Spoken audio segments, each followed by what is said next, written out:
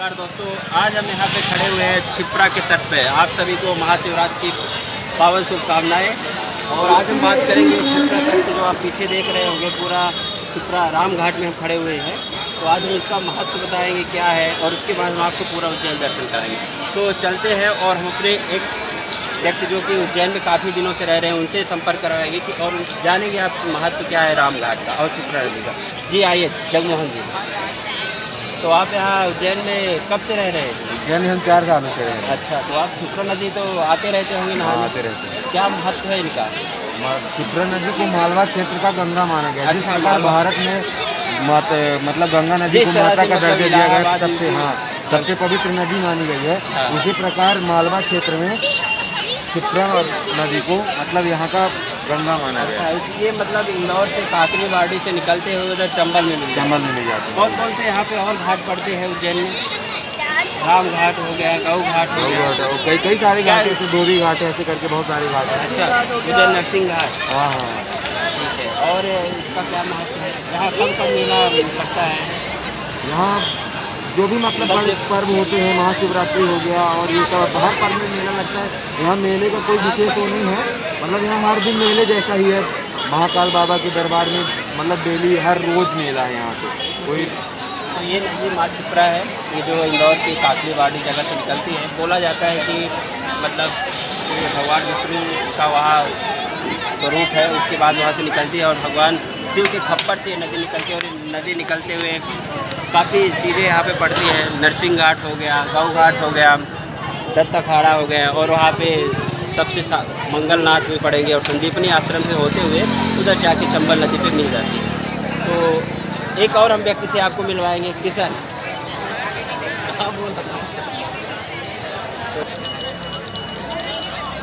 जैसा कि माना जाता है कि अच्छा, आप भी यहाँ स्नान कर लिए? हाँ, कर लिए। अच्छा, यहाँ जैसा माना जाता है कि क्षिप्रा नदी जो है ये औषधीय रूप से बहुत कारगर है। तो क्या आप बताएंगे इसमें कौन कौन से? यहाँ पर स्नान करने से हमारे शरीर के सारे रोग दूर हो जाते हैं, यहाँ की स्थानीय मान्यता के अनुसार। और हम काफ़ी साल से यहाँ स्नान करने आ रहे हैं।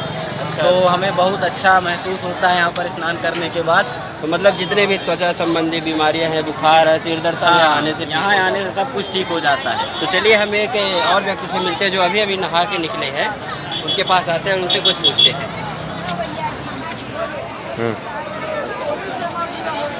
हाँ चलो जी, आप अभी यहाँ क्षिप्रा में नहाए? जी बिल्कुल, हम अभी यहाँ आए हैं और नहाने में खूब आनंद आया? नहीं, बढ़िया आनंद आया, लेकिन ये है कि थोड़ा सफाई का ध्यान रखना चाहिए प्रशासन को। अच्छा। तो यहाँ पे सफाई थोड़ा कम दिख रही है। बाकी बहुत अच्छा लगा, बहुत अच्छा है, निर्मल है पानी। बाकी फूल माला मैं भक्तगणों से भी निवेदन करूँगा कि वो फूल माला ऐसे डायरेक्ट न डालें। जहाँ पे एक स्थान बना हुआ है वहाँ पे डाल दें फूल माला, और वहाँ से फिर प्रशासन अपना साफ सफाई का विशेष ध्यान दें। कहाँ, कौन से डिस्ट्रिक्ट से आए हैं? मैं एमपी का ही हूँ, मैं रीवा डिस्ट्रिक्ट से आया हूँ। अच्छा, मतलब उतनी दूर से यहाँ जी, नहाने? मैं यहाँ से 1000 किलोमीटर है। मैं वहाँ पे यहाँ से महाशिवरात्रि था तो महाकाल के दर्शन करने। और तो कौन सी ऐसी बात थी क्षिप्रा नदी की जो आपको उतने दूर से यहाँ तक खींच के यहाँ लाई? पे पौराणिक कथा है कि यहाँ पे माता सीता जो थी तो दशरथ जी का पिंडदान की थे, राम भगवान और सीता माता। और क्षिप्रा को मोक्षदायिनी कहा जाता है, मतलब इसमें जो एक बार स्नान कर लेता है तो उसको मोक्ष की प्राप्ति हो जाती है। इसलिए हम लोग वहाँ से इतनी दूर क्षिप्रा स्नान करने के लिए आए।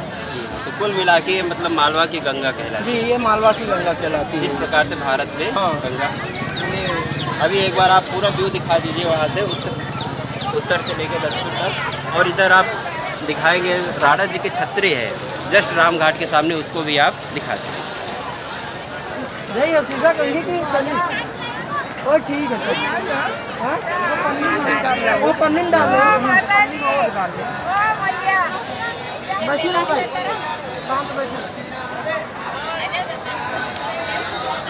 तो ये राणा जी की छतरी है, जस्ट राम घाट के सामने आपको देखने को मिलेगा। तो अभी हम राम घाट पहुँचे हैं, इसके जस्ट बाद हम पहुँचेंगे उज्जैन दर्शन में। जहाँ भी जाएंगे आपको वहाँ से ज़रूर दिखाएंगे।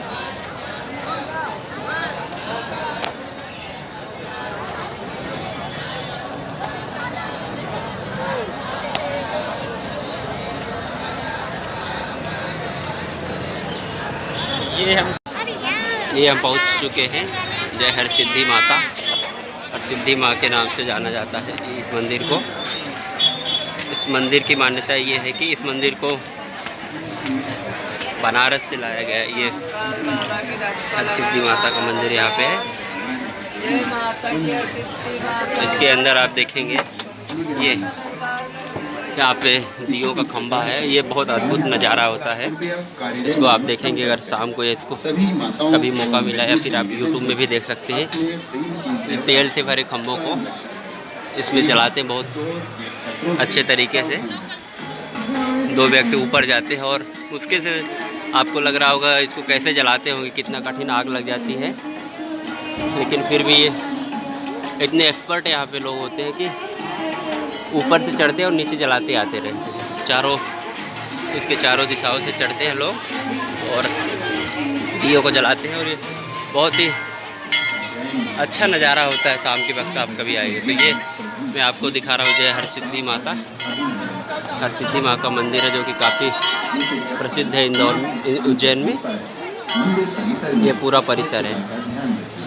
इसके जस्ट पूर्व और दक्षिण के कोने में महाकाल मंदिर है। आपको वहाँ पे एक मंदिर दिख रहा हो, ध्वजा। ये मैं आपको जूम करके दिखा रहा हूँ। ये महाकाल मंदिर के शिखर का पताका दिख रहा होगा आपको। इस मंदिर की मान्यता है कि उज्जैन के राजा जो विक्रमादित्य थे उनकी आराध्य देवी थी। शिव पुराण के अनुसार क्या था कि दक्ष प्रजापति के हवन कुंड से शिव द्वारा सती को उठाकर ले जाने एवं भारत के विभिन्न स्थानों पर सती अंग गिरने का साक्ष्य मिलता है। तो इस स्थान पर उनकी कोहनी गिरी थी। क्या गिरा था? कोहनी गिरी थी, जिसे शक्तिपीठ के, सिद्ध शक्तिपीठ के नाम से माना गया है। इस मंदिर यहाँ की एक कहानी भी है। स्कंद पुराण के अनुसार ये माना गया है कि देवी को चंड एवं मुंड नामक राक्षस के वध हेतु शिव ने सिद्धि मिलने से, शिव की जो सिद्धि मिली थी, इससे यहाँ पे हरसिद्धि कहलाई थी। मतलब चंड और मुंड 2 राक्षस थे, उनका वध करने के लिए। तो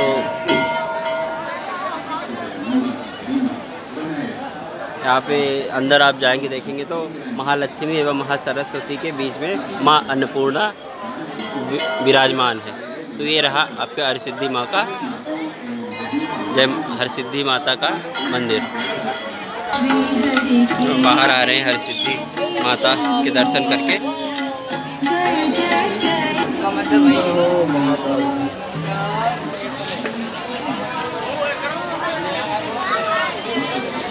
ये देखिए नागा, ये देखिए नागा बाबा।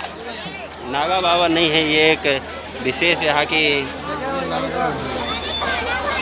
लोग हैं जो कि काफ़ी आकर्षक दिखते हैं महाकाल के। जैसे कि आज के दिन महाशिवरात्रि में माना गया है कि शिव जी की बारात, तो ये सब बाराती हैं। ये आज जहाँ जगह जगह पर प्रसाद वितरण, ये फरियाली खिचड़ी।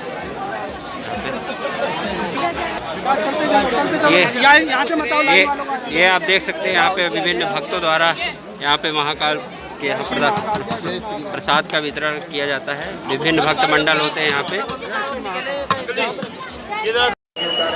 छोटे बच्चों का हाथ पकड़ के चले, लाइन लगी हुई है। सब महाकाल दर्शन के अंदर जाएंगे। अभी हमने राम घाट आने के बाद हरसिद्धि मंदिर, उसके बाद फिर महाकाल दर्शन जो कि पूर्व और दक्षिण में है, तो वहाँ जाने के लिए यहाँ पर लंबी लाइन लगी, क्योंकि आज महाशिवरात्रि तो काफ़ी भीड़ है। इसलिए मतलब अभी हम महाकाल मंदिर के अंदर तो नहीं जा पाएंगे, लेकिन हम वीडियो आपको दिखा देंगे। महाकाल पूरा यहाँ से एंट्री जोन है, वहाँ पे महाकाल दर्शन के लिए गेट बना हुआ है। बहुत मतलब उज्जैन में बहुत ही शानदार व्यवस्था की जाती है कि कैसे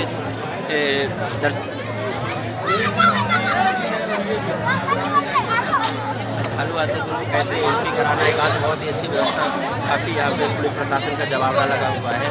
काफ़ी अच्छे से यहाँ पे दर्शन हो रहे हैं। यहाँ से काफ़ी 1-1.5 किलोमीटर लंबी लाइन जाके विक्रम टीला से होते हुए फिर जाके महाकाल मंदिर के अंदर आप दर्शन कर पाएंगे।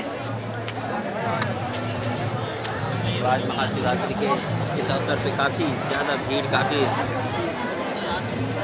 बढ़िया यहाँ का नज़ारा। ये देखिए आप, ये पूरा क्षेत्र है जहाँ से एंट्री हो रहा है। ठीक इसके पीछे देखेंगे, जस्ट इसके ठीक पीछे आप देखेंगे विक्रम टीला है यहाँ पे, और विक्रम टीला के जस्ट पीछे आप अगर जाएंगे तो महाकाल मंदिर।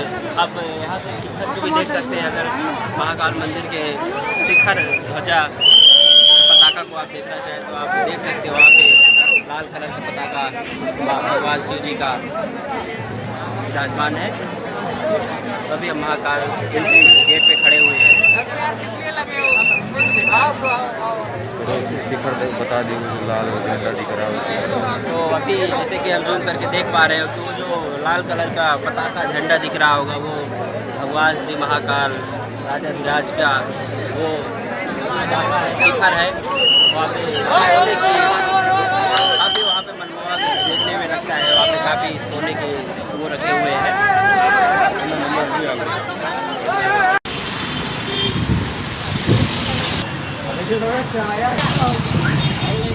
अभी हम संदीपनी आश्रम की ओर अग्रसर हैं।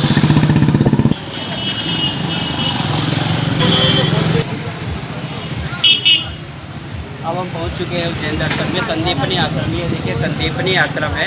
यहाँ पे आप लोग को सबको मालूम है संदीपनी ऋषि जो कि भगवान श्री कृष्ण के गुरु थे। तो यहाँ पे श्री कृष्ण बलराम और उनके परम में जो सुदामा ने यहाँ पे शिक्षा ग्रहण की थी। तो अभी हम अंदर चलेंगे। अंदर की बहुत सारी चीज़ें हैं जिसमें श्री कृष्ण की लीलाएँ हुआ करती थी, तो उसको हम अंदर चल के दिखाएंगे। जैसा कि बोलते हैं हरि का हर से मिलन, तो ये स्थान वही है कि हरि का हर से मिलन। हर यानी श्री कृष्ण भगवान और हर मतलब महादेव, हर हर महादेव। तो अभी हम अंदर चलेंगे और बहुत सारी चीज़ें दिखाएंगे। तो चल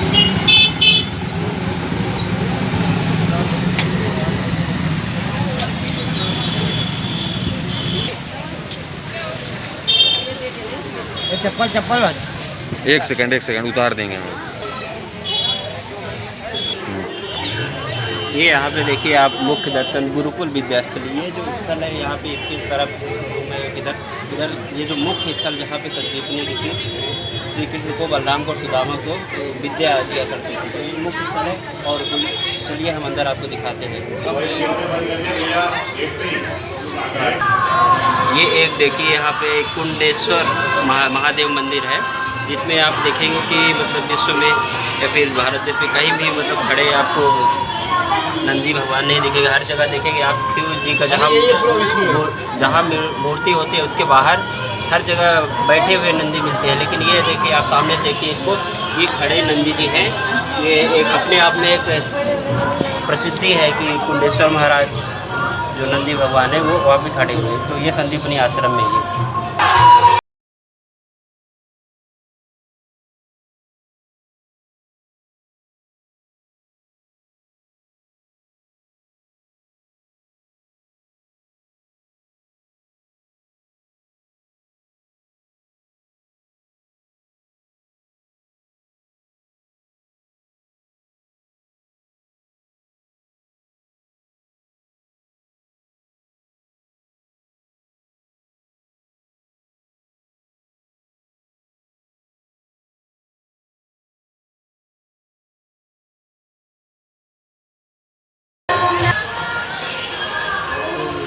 ये है श्री कृष्ण का जहाँ पे 14 उन्होंने विद्याएं और 64 कलाएँ सीखी थी। ये पूरा अंदर वहाँ पे डिटेल में, यहाँ पे मोबाइल अलाउ नहीं है इसलिए हम अंदर नहीं जा सकते। तो ये संदीपनी आश्रम का परिसर है जहाँ पे हमने बताया कि वहाँ पे 14 विद्याएं और 64 कलाओं का अध्ययन किया संदीपनी ऋषि के माध्यम से। तो ये आप देखिए जो ये पहला ये संदीपनी ऋषि जी है और श्री कृष्ण भगवान बलराम और सुदामा जी है। उन्होंने इसमें देखिए गीत गाने की जो विद्या होती कला होती है उसका यहाँ पर शिक्षण ले रहे हैं। उसके बाद वाद्य होगा और ऐसे नृत्य है, ऐसे 64 प्रकार की कलाओं का यहाँ पर अध्ययन किया श्री कृष्ण भगवान ने और बलराम और उनके नृत्य सुदामा ने।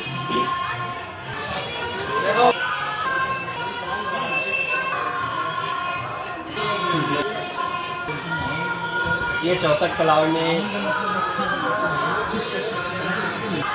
ये देखिए आप यहाँ पर देखिए चित्र दिखाया जाएगा उदकवाद क्या होता है कि जो जल होता है, जल में ही उसको क्या बोलते हैं, इसमें मृदंग को बजाया जाता है, उससे एक बहुत ही प्यारी मधुर धुन निकलती है जो कि ये कलाओं में एक आता है। तो ये श्री कृष्ण भगवान जी सीखा करते संदीपनी ऋषि से।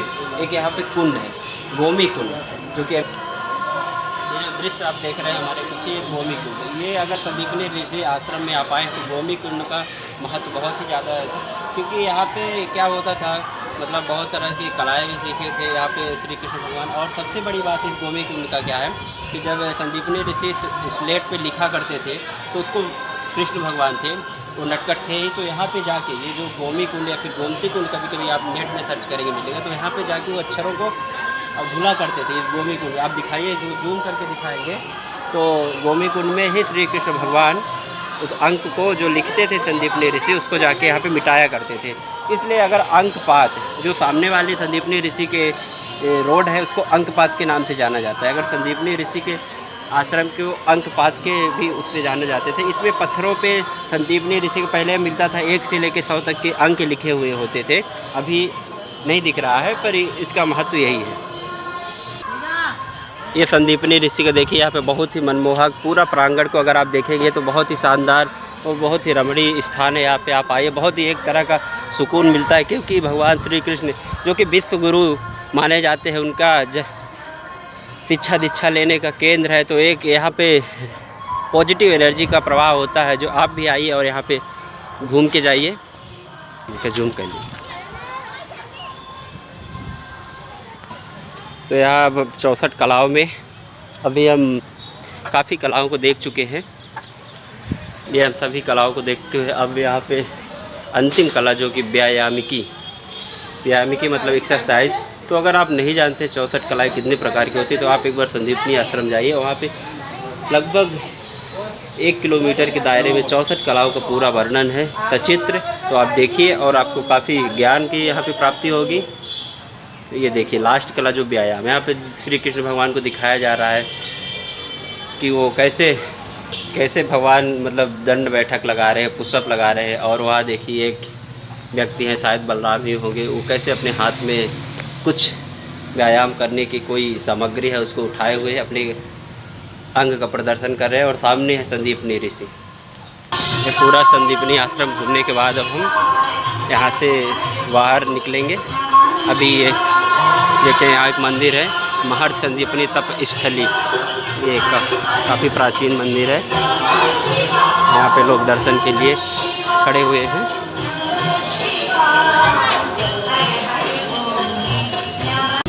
ये अभी हम मंगलनाथ पहुँच चुके हैं संदीपनी आश्रम के बाद।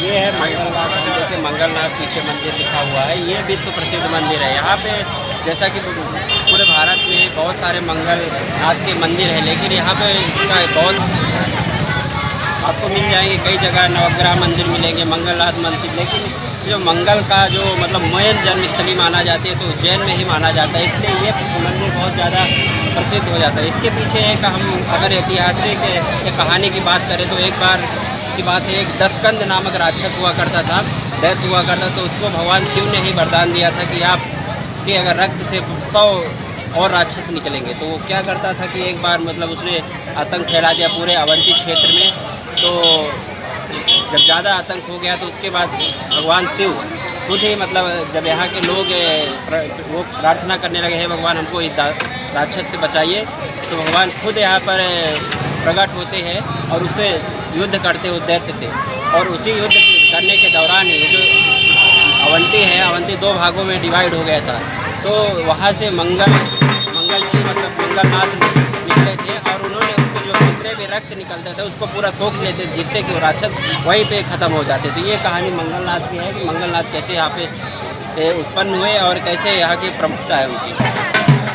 मंगलनाथ के मतलब अंदर काफ़ी सारे मंदिरें हैं। और ये मंगलनाथ धाम जो मेनली प्रसिद्ध है कि पृथ्वी का ये सबसे सेंटर पॉइंट माना जाता है उज्जैन में मंगलनाथ। तो यहाँ पे काफ़ी इस विषय में ये काफ़ी इम्पोर्टेंट हो जाता है परीक्षा दृष्टि से भी और जानकारी के दृष्टि से। और यहाँ पे मंगल मतलब जिन लोगों के मतलब कुंडली में मंगल दोष होता है, चतुर्थ, सप्तम और द्वादश, इस उसमें मंगल दोष होता है, तो बहुत सारे लोग यहाँ पे आते हैं, मंगल की पूजा करवाते हैं और अपनी शांति के लिए यहाँ पे पूजा करवाते हैं। तो आप देख सकते हैं बहुत नवविवाहित जोड़े यहाँ पे आते हैं अपनी शांति के लिए मंगल की पूजा करवाने के लिए। इस दृष्टि से उज्जैन का मंगलनाथ मंदिर बहुत काफ़ी प्रसिद्ध है।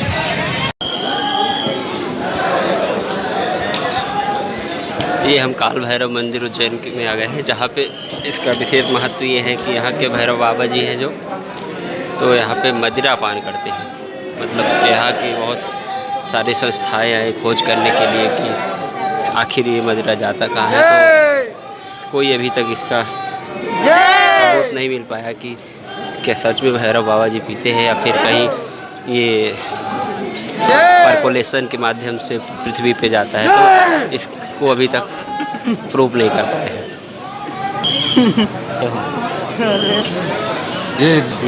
ये काल भैरव मंदिर की विकट भीड़ काल भैरव महाराज को दारू चढ़ाने के लिए।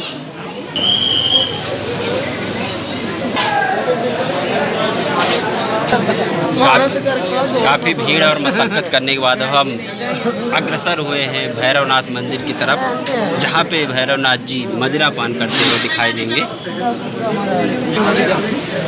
अब हम पहुँच चुके हैं भैरवनाथ मंदिर, जहाँ पे मुख्य मंदिर है, जहाँ से मदिरा पान करेंगे भैरवनाथ।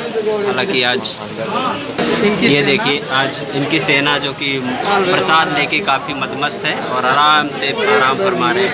ये देखिए, अब यहाँ पे चाहे जानवर हो चाहे मनुष्य, सभी एकदम मदमस्त रहते हैं और इनका आशीर्वाद सदा रहता है। ये देखिए, आप जो घर के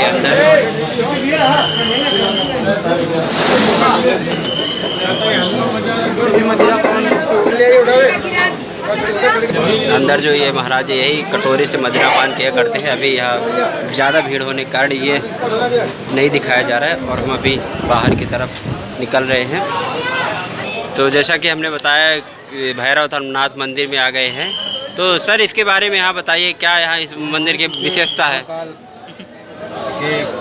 भैरव जी का मंदिर स्थित है।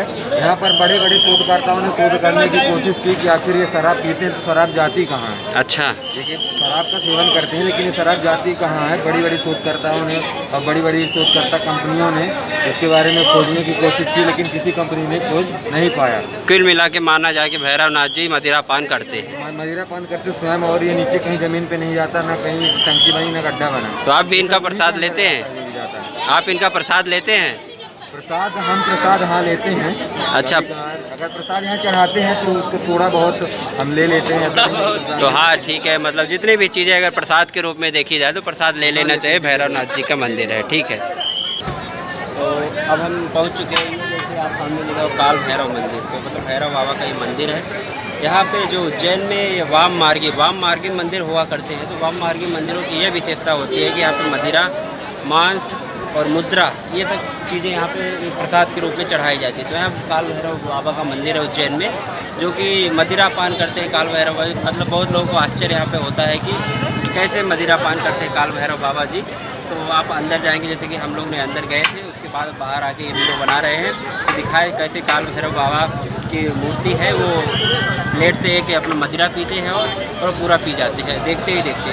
अभी तो आज महाशिवरात्रि का अवसर है तो वो दृश्य आपको नहीं दिखा पाए, लेकिन आप कभी उज्जैन आइएगा तो जरूर काल भैरव मंदिर आइएगा और मदिरा का प्रसाद चढ़ाइएगा। अगर आप मदिरा लेते हैं, प्रसाद लेते हो तो प्रसाद रूप भी मदिरा को लीजिएगा। काल भैरव जी का बहुत ही आशीर्वाद मिलेगा यहाँ। जैसे हर जगह आप देखते होंगे फूल माला नारियल ये चढ़ाए जाते हैं, लेकिन यहाँ पर दुकानें सजी होती है, वहाँ पे अलग अलग किस्म की मदिरा की शराब की बोतलें देखने को मिलेंगी, अलग अलग ब्रांड मिलती हैं। जिस प्रकार के आप अपने सुविधाजनक चढ़ा सके तो आप ज़रूर चढ़ाइएगा प्रसाद।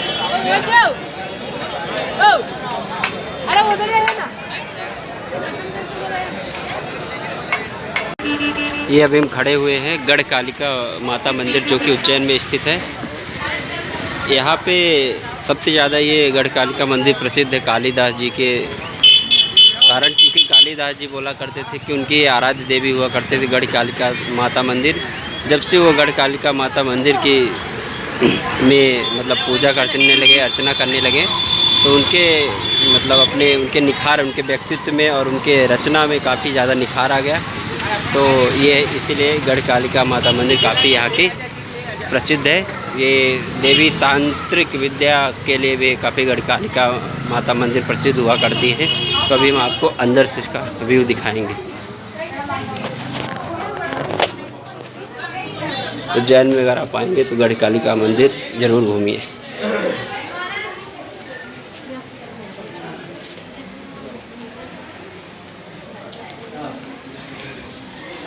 ये यहाँ का गढ़कालिका परिसर।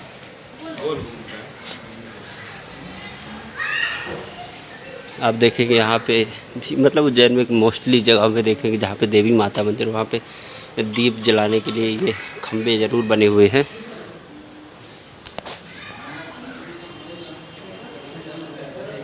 ये मंदिर का मुख्य द्वार और यहाँ पे माता मंदिर जो कि गढ़ कालिका है।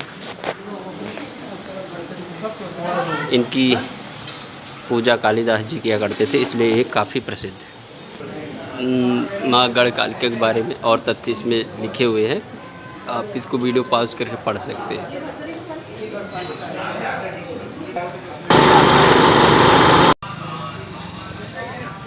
ये हम आ चुके हैं, देखिए भरथरी गुफा का बोर्ड लगा हुआ है, भरथरी गुफा आ गए हैं। तो जो यहाँ पे अब हम अंदर जाएंगे, राजा भरथरी का यहाँ पे गुफा है। राजा भरथरी जो कि उज्जैन के राजा हुआ करते थे, भरथरी। तो क्या हुआ, इनके बारे में एक कहानी है, किस तरह मतलब क्यों यहाँ पर गुफा फेमस है। उसमें ये हुआ था कि एक बार राजा भरथरी जो हुआ करते थे तो वो अपनी रानियों से काफ़ी प्रेम किया करते थे। तो उनकी रानी एक हुआ करती थी, पिंगला रानी हुआ करती थी, उनको काफ़ी प्रेम करते थे राजा भरथरी।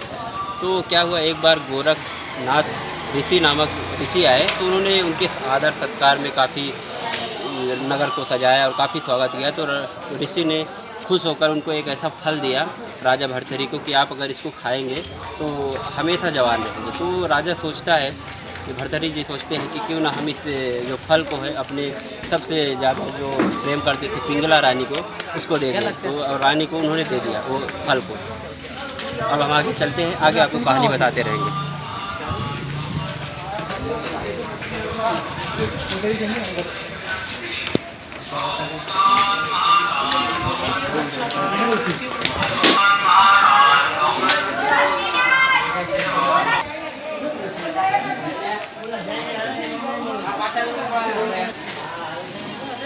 ये भरथरी गुफा के रास्ते पे पड़ता है, ये गोरक्षनाथ गौशाला, अखिल भारतीय भेद 12 गुफा के अंदर ही है ये गौशाला बना हुआ है। ये भरथरी गुफा के लिए यहाँ से मार्ग जाएगा। अब हम भरथरी गुफा के अंदर जाएंगे और इस कहानी को पूरा करेंगे।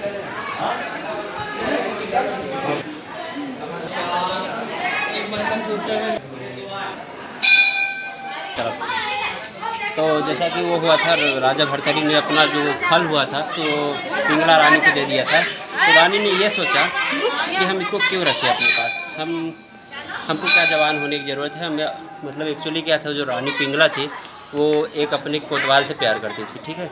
तो उसने वो जो फल था उसको दे दिया, अपने कोतवाल को दे दिया। उसके बाद फिर कोतवाल जब वो फल पाता है उसके बारे में जानता है कि मतलब कि ये बहुत, इससे हम जवान हमेशा रह सकते हैं। तो उस कोतवाल जो था, कोतवाल ने उस फल को एक वैश्या को दे दिया। और वैश्या को क्यों दे दिया, क्योंकि वो वैश्या से प्रेम करता था। तो उन्होंने ये सोचा कि वैश्या को दे देंगे तो ये हमेशा जवान रहेगी, सुंदर रहेगी और हमारी जो काम क्रीड़ा है उसको हमेशा पूरा करती रहेगी। तो वैश्या के पास फल जाता है, तो वैश्या सोचती है कि हम क्यों उस फल को रखूँ, मेरी क्या ज़रूरत, अगर हम हमेशा जवान रहेंगे, सुंदर रहेंगे, तो हमको ये जो नर्क जाने वाले जो हम कार्य अभी इस लोक में कर रहे हैं तो हमेशा करते रहेंगे। तो ये गलत है। तो इससे हम इस फल की सबसे ज़्यादा ज़रूरत है हमारे राजा को, जो हमारा सबका पालन पोषण करते हैं, पालनहार है। तो हम राजा को दे देते हैं और वो हमेशा जवान रहेंगे, सुंदर रहेंगे तो बढ़िया रहेगा।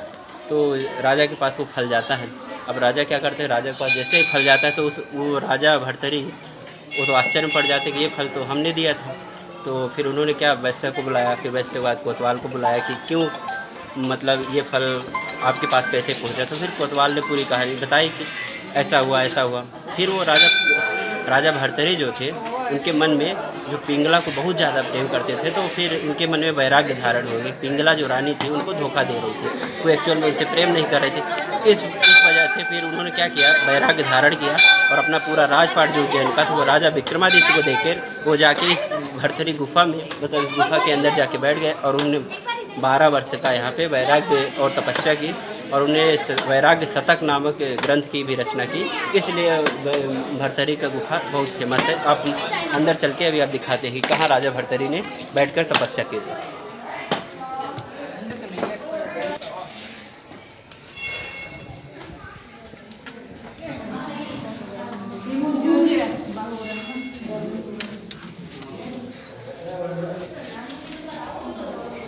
ये अभी हम गुफा के अंदर आ चुके हैं, जैसे एंट्री करेंगे। यहाँ पे विभिन्न प्रकार की गुफाएं हैं। ये देखिए गुफा है, गुफा के ये महायोगी मत्तेन्द्र नाथ की गुफा है जो कि भरथरी राजा के ही समय में हुआ करते थे। तो अलग अलग लोग इधर जाना भी इधर से आना भी। ये हम लोग हम देख रहे हैं, आ जाओ। ये हम गुफा के अंदर प्रवेश कर रहे हैं। अरे आ रहे क्या? आ जाओ। संग में लेते आना नहीं, संग में साथ में लेके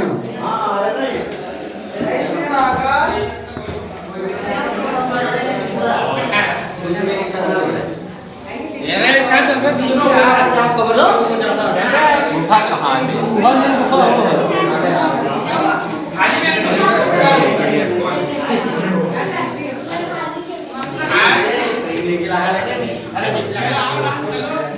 जाता था पहले राजा महाराजा सारे